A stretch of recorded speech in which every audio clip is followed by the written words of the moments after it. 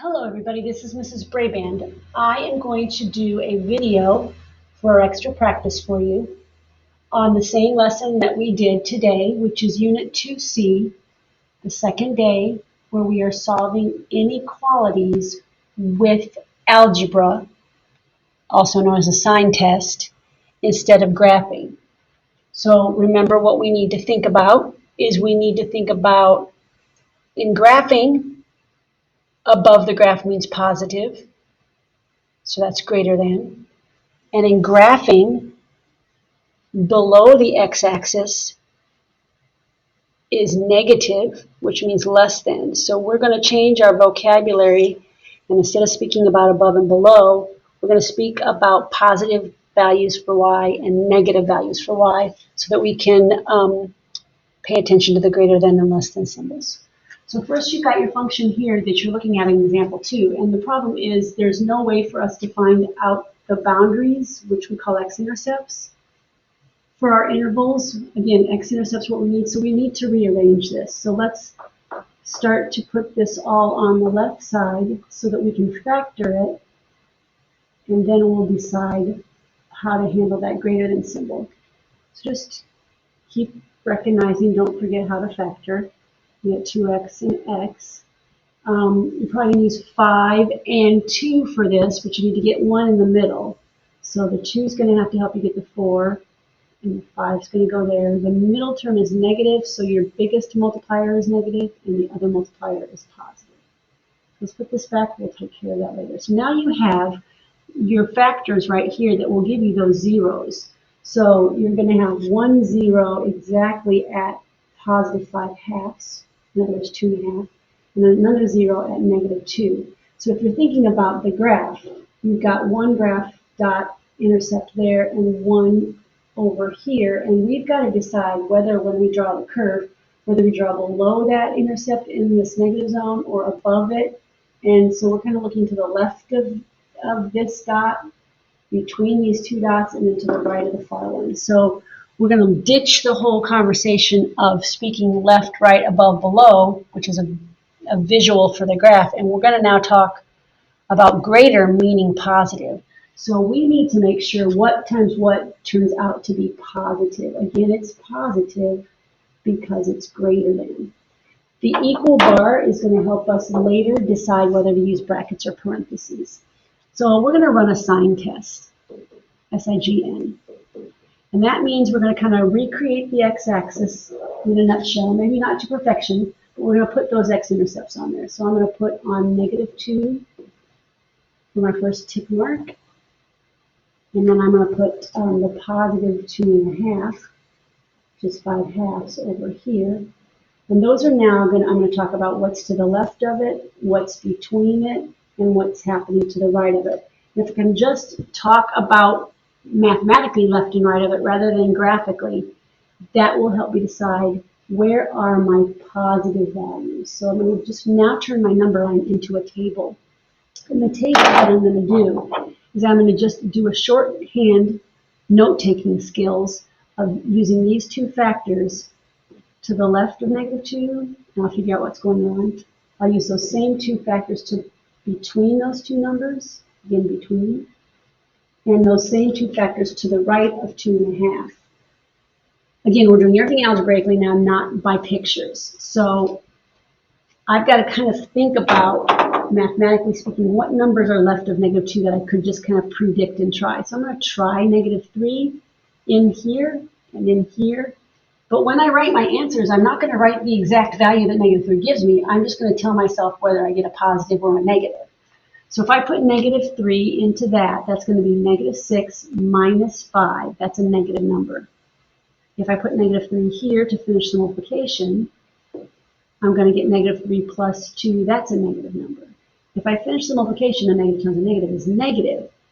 That doesn't make me very happy because I need positive. So I know, algebraically speaking, I cannot be to the left of negative 2 because on my graph, if I'm left of negative 2, I'm below over here. All these are negatives. So now we're going to play the same game, but we're going to change the intervals. Now we've got to ask what happens between the two dots. So here's the dots on the graph, but we're going to do them in algebra. So between negative 2.5 and positive, or excuse me, between -2 and +2.5 is 0. That's a simple one. So now we're going to substitute 0 and play the same game again with this substitution up above. So take 0 and put it there. 0 minus 5 is -5. Again, I don't really care exactly what the number is. I just want to know where it's going to land, negative-wise versus positive-wise. Put 0 into the next factor right here, and you're going to get +2. If you multiply that, you are going to get a negative again. Did any of you realize that Mrs. Brigham made a mistake? Negative times negative is positive? I do like that. Sorry, let's go back. That means it's going to be up here. So that's a positive. Ooh, I do like that. So I'm going to put a little smiley face here to remind myself when I come back, anything to the left is going to be okay. Sorry about that. So again, the middles are negatives, and that is not something I like. I'm going to ignore it when I get to my answers. All right, let's go to the right of 2.5. The right of 2.5 is a +3. Now you can pick any number. If you want to pick 100, you want to pick 10, pick whatever you want. You just got to be to the right of 2.5. Go back over here and plug in. 2 times 3, substitute. 2 times 3 is 6. 6 minus 5 is positive. 3 plus 2 is positive. A positive times a positive is a positive. Again, I am loving that. So I know that my solution set is going to be left of my -2 and right of my 2.5. So now I have to do interval notation for my solution set. So my solution set is just using that and that. So left of -2 means negative infinity to -2. There is an equal bar. That means I have to take it. So I grab that value. I grab that intercept that's right there. Union, the rest of my answers are to the right of 2.5. There is an equal bar again, so I'm going to want to bracket that off and say yes, include it. And that's 5/2 all the way over to infinity. Now, if you're thinking about the graph and you're either going to decimals and double checking or just sketching on your own, everything between the numbers was negative. So this was a quadratic that crossed through -10. This is not accurate, of course. This is approximate, but it just does qualify. Yes, I did this correctly. And again, you can always double check with decimals. All right, there's one more. Let's see if we need to do that or not. Same kind of problem. It's factoring by grouping. So let's give it a shot. If you move everything to the left and the right and then factor it, that'll help out. So there it is, moving everything to the left. You want to get 0 on the other side, so now we're concerned about greater than. If you factor by grouping, don't forget how to do that. You're going to have 3 intercepts that are going to be greater than 0. So let's get that sign test going now. So again, we're going to concentrate on we want everything to be positive. So when we look at our analysis of positives and negatives, we're going to do that. We're going to use these 3 zeros to help us start our sign test. So we're going to be at -4. You always want to go in order from left to right. We're also going to be at -1. I'm not making this number line accurate. I'm just giving myself a graphic organizer for the intercepts. And then 1. So I'm getting all of those intercepts. Those are the ones that are my boundary lines for either my brackets or my parentheses. Okay. And then what I'm going to do is start trying numbers to the left, to the right, and in between. All right, so what do I want to try? Let's make this table a little bit more easy to read. I've got 1, 2, 3 factors in each. 1, 2, 3, 1, 2, 3, 1, 2, 3, 1, 2, 3. Big mistake some people forget is they forget to concentrate on towards the negative infinity and towards the positive infinity. So don't forget to go all spots. All right, again, we're going to be substituting into that equation right to the right. Let me see if I can move it over a little bit just so you can see it. This guy right here, we're going to be substituting into there. So what we've got is something to the left of -4 is -5. Something between these two is -3. Between there is an easy 0. and after the 1 is a 2. So don't get crazy with your numbers, just they're going to help you with positive and negative. So let's go back up here and substitute in, substitute in, substitute in. Negative 5 and negative 1 is negative. Negative 5 and positive 1 is negative. Negative 5 and positive 4 is still negative. So if you multiply those together, that's a negative. We don't want that because we want a greater. See?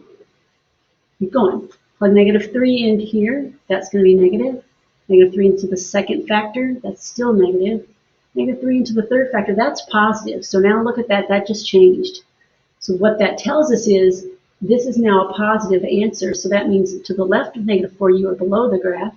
To the right of negative 4, you're above it. So it crossed through. Your graph crossed through right at negative 4. I like that. I'm going to tell myself, come back to me. This is part of my answer. Zeros, let's plug those in. That's going to be a negative and a positive and a positive. That's negative. I don't like that again. So what happened again at negative 1 was the graph crossed back and went back to the negative zone. So we crossed up, kind of went over here, kind of went up a little bit, and then crossed down. Now, the other intercept is 1. So let's go to the right of it and try 2. Again, we're plugging into this each factor. 2 minus 1 is 1. That's positive. 2 plus 1 is 3, that's positive. 2 plus 4 is 6, that's positive. Here we go again. It crossed right back through, so it came back into from the negative zone and came back and crossed right there. We love that. That's going to be part of our answer. So now all that we have to pay attention to is the intervals between here and the intervals after here.